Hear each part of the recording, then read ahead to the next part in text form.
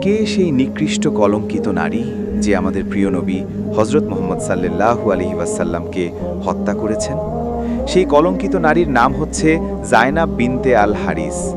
Khaybar যুদ্ধে যখন মুসলমানদের বিজয় হয়, তখন এই ইহুদি নারী ষড়যন্ত্র করে আমাদের হজরত মুহাম্মদ সাল্লাল্লাহু আলাইহি ওয়াসাল্লামকে হত্যা করার।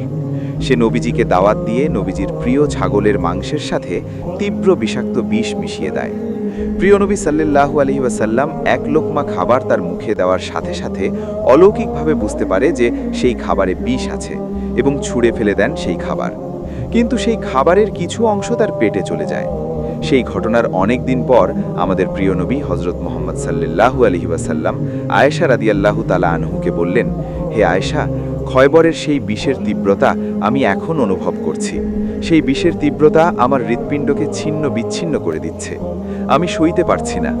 নবী সাল্লাল্লাহু আলাইহি ওয়াসাল্লাম এত যন্ত্রণার মাঝে ইন্তেকালের পূর্বে উম্মতি উম্মতি বলে চিৎকার করতেন।